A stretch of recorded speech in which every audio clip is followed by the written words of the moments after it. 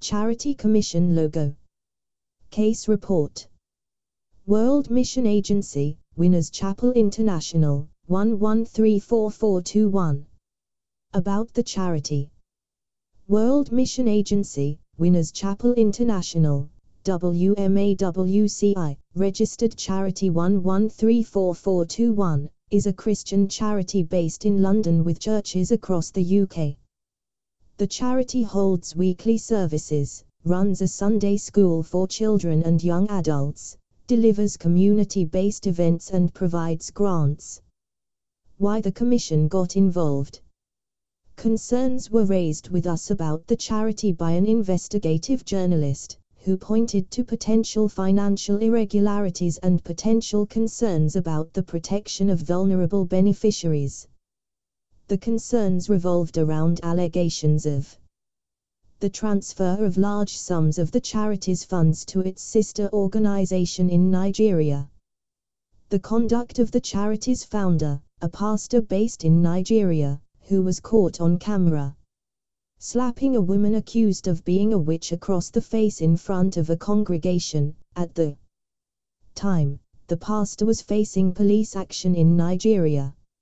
Allegations that church members were encouraged to recruit vulnerable people into the church so that they would contribute to the charity financially.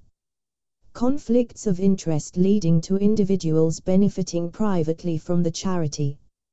Reputational risks to the charity resulting from adverse media coverage. We were also aware of allegations that £16 million had been misappropriated from the charity. These issues were potentially of serious regulatory concern. It was important for us to establish the facts and determine whether the charity or its funds were at risk and whether the trustees were fulfilling their duties towards their charity. The action we took.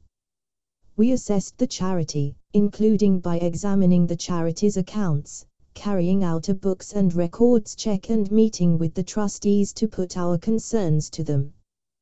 The trustees and their legal advisor were fully cooperative and the charity's records were made available and were open and transparent. What we found. Our review of the charity's financial information identified minor discrepancies. However, the trustees were able to explain and resolve these. We found no evidence that £16 million or any other amount had been misappropriated. We were satisfied the charity could demonstrate good financial controls, appropriate for a large and expanding charity. We provided the trustees with general financial advice and guidance on best practice with regards to categorizing expenditure, gift aid and grant making in their accounts. We confirmed the charity had an appropriate safeguarding policy in place which was based on the model provided by Church's Child Protection Advisory Service. The policy is extensive and covers all the recommendations in the Commission's guidance. During our case we did not identify any evidence to suggest beneficiaries of the charity are at risk. The incident occurred in Nigeria and there were no incidents involving this charity. The charity managed the reputational risk of its association with the incident in Nigeria by taking legal advice, discussing the matter at trustee meetings, responding to press queries and issuing statements as appropriate. We identified a potential conflict of interest arising from the employment of an individual who was related to the founder. However, we were satisfied with the trustees' decision-making in respect of the employment. They demonstrated that the conflict of interest was managed and that they had appropriate policies which were applied. Overall, its accounts were good and complied with the SORP for charity accounting. However, our review of the accounts raised a number of issues to warrant further exploration, including honorariums, transfers of funds, expenditure categories and gift aid. The trustees were able to provide satisfactory responses to the queries we raised on these issues. Impact of our involvement. Our case, and this report, allows us to put on record that very serious concerns raised about a large charity were not substantiated. We provided the trustees with advice and guidance on preparing accounts to ensure that the minor discrepancies we identified are not repeated in future accounting cycles. Lessons: Other charities. This charity had sound policies in place to help protect it against risk and had good records to show how the trustees had acted and what decisions it had made.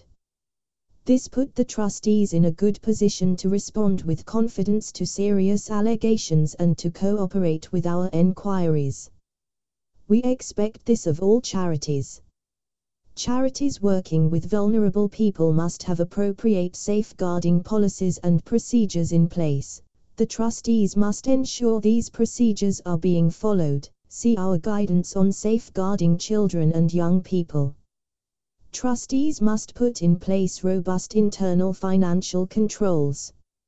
Charity trustees should regularly review and assess the risks faced by their charity in all areas of its work and plan for the management of those risks. Our guidance on risk management outlines the basic principles and strategies that can be applied to help charities manage their risks.